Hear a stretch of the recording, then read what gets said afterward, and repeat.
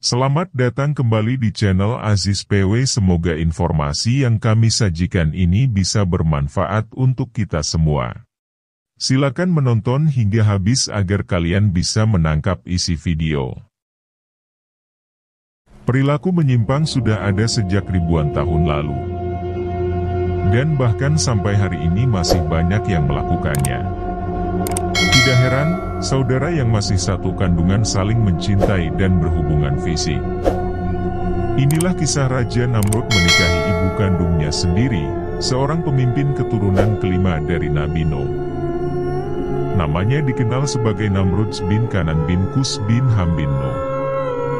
Seorang raja yang populer di peradaban dunia sekitar tahun 2275 hingga 1943 SM. Negara bekas pemerintahannya kini disebut Irak, sebuah peradaban Mesopotamia kuno yang banyak disebutkan dalam kitab suci. Ayah Namrud adalah Kus, yaitu cucu Nabi Nuh As, sedangkan ibunya adalah Semiramis. Ibunya pada usia remaja telah menikah dengan ayahnya. Konon, sehari setelah berhubungan kelamin dengan Semiramis, ayahnya meninggal dunia. Oleh karena itu, saat Namrud lahir ia tidak mempunyai ayah. Ibunya adalah seorang wanita yang cantik dan bijaksana. Setelah ia lahir, konon dia tidak pernah disentuh oleh manusia dan Namrud dianggap anak yang suci. Ini telah menambah keyakinan Namrud bahwa ia adalah anak Tuhan. Raja Namrud telah dianugerahi dengan daya intelektual yang tinggi dan menjadi ahli dalam berbagai bidang seperti seni desain, matematika dan ilmu falak. Dia telah menemukan sistem seksagesimal yang membagi lingkaran ke 360 derajat, 1 jam ke 60 menit dan 1 menit ke 60 detik. Selain itu dia menetapkan bahwa satu hari dibagi menjadi 24 jam, setiap jam ke 60 menit dan 1 menit ke 60 detik. Menurut dia hari dimulai pada waktu tengah malam dan bukannya pada waktu matahari terbenam seperti yang dipercaya oleh kaum sebelumnya. Di samping itu, Namrud mahir dalam perhitungan matematika dalam konstruksi bangunan-bangunan besar. Jembatan, kuil, istana dan bendungan. Antara lain kontribusinya adalah konstruksi sistem saluran irigasi di lembah Tigris dan Eufrates. Dialah orang pertama yang menggunakan batu bata dari tanah liat yang dibakar, burnt clay, sebagai bahan bangunan. Bahkan Namrud terkenal sebagai arsitek Menara Babel, yaitu bangunan pencakar langit yang pertama di dunia. Sayangnya sebagai seorang ateis, dia telah menyalahgunakan kemampuan itu untuk menyesatkan rakyatnya. Antara lain menggunakan ilmu falak untuk menciptakan berbagai sistem meramal nasib seperti horoskop dan meramal nasib palmistri. Tujuannya adalah untuk menunjukkan bahwa manusia tidak perlu Tuhan karena manusia mampu memprediksi dan mengubah nasibnya dengan sendiri. Selain itu, ia membangun banyak bangunan dan berhala yang megah dan indah agar manusia kagum dengan kehebatan ciptaannya sendiri. Menara Babel yang berarti pintu gerbang yang sempurna, merupakan kuil di mana pendeta-pendeta memuji Namrud. Tujuannya dibangun adalah untuk menaikkan sebuah bangunan yang mampu mencapai kayangan. Menurut buku Sejarah Para Rasul dan Raja, pada abad ke-9 oleh ahli sejarah Islam terkenal Al-Tabari, menara tersebut telah dihancurkan oleh Allah. Awalnya para pendahulunya menggunakan satu bahasa, yaitu bahasa Suryani, tetapi ia memecahnya ke 72 bahasa yang berbeda. Akibatnya mereka tidak dapat berkomunikasi satu sama lain dan tidak dapat melanjutkan pembangunan menara tersebut. Ia juga sangat meminati ilmu sihir dan menggunakannya untuk mempengaruhi pikiran rakyatnya. Konon, dia mempelajari ilmu tersebut dari dua malaikat Harut dan Marut yang pernah disebut dalam Al-Quran. Selain itu, Namrud telah memulai suatu era yang baru di mana manusia memandang rendah pada Tuhan.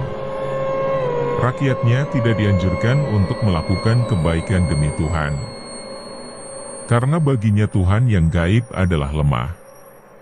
Oleh itu orang-orang di bawah pemerintahannya bisa mengikuti nafsu manusia seperti berpesta, seks bebas, arak dan segala kemungkaran yang lain.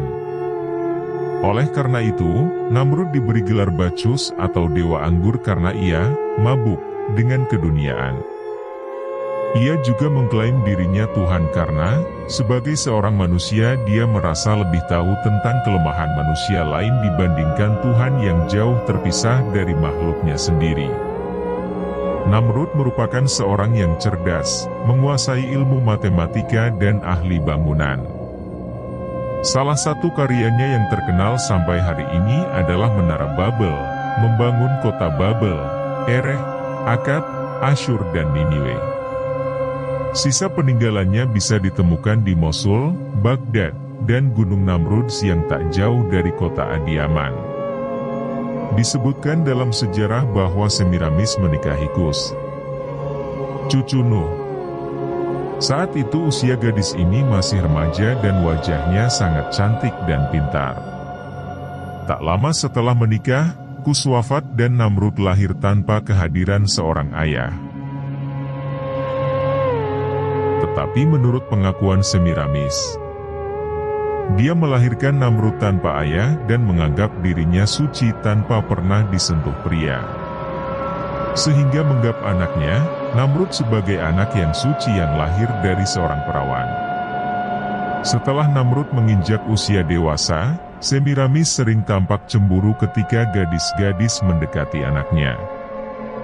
Hingga pada suatu ketika, dia menikah dengan anak kandungnya sendiri. Kisah ini kemudian menjadi menarik.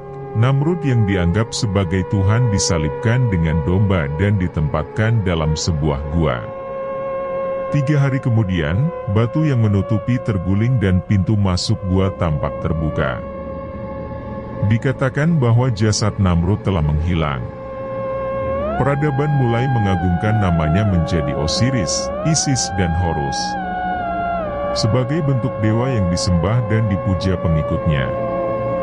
Orang-orang Babilonia kemudian mengadakan upacara musim semi untuk memperingati kematian dan kebangkitan.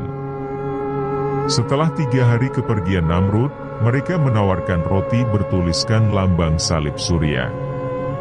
Semiramis, ibu sekaligus istrinya, menyebarkan ajaran bahwa roh Namrud tetap hidup selamanya. Untuk mengingatkannya, sebuah pohon evergreen, atau cemara, ditafsirkan sebagai bukti kehidupan baru bagi Namrud. Untuk mengenang hari kelahirannya, Namrud akan hadir di pohon ini dan meninggalkan bingkisan yang digantungkan di ranting-rantingnya. Penganut agama pagan kuno, pohon itu disebut Mistletoe. Pohon cemara adalah lambang kesuburan penting untuk upacara. Peradaban kuno percaya bahwa dengan mendekorasi rumah dan kuil dengan tanaman hijau, seperti holly, ivy dan mistletoe, dapat membantu membawa cahaya matahari yang berkurang di akhir tahun. Mistletoe adalah tanaman yang paling sakral oleh pengikut Druid. Tanaman ini sangat dihormati karena tumbuh di pohon oak. Kebiasaan berciuman di bawah mistletoe berasal dari gagasan kuno bahwa mistletoe adalah alat kelamin kayu oak. Jadi, diyakini bahwa pelukan di bawah buah yang berkilauan pasti menjamin pembuahan pasangannya selama berabad-abad. Tradisi ini digunakan untuk merayakan pertengahan Saturnalia. Agama Babilonia yang diajarkan Namrud dan Semiramis terdiri dari 3 elemen yaitu api, ular dan matahari.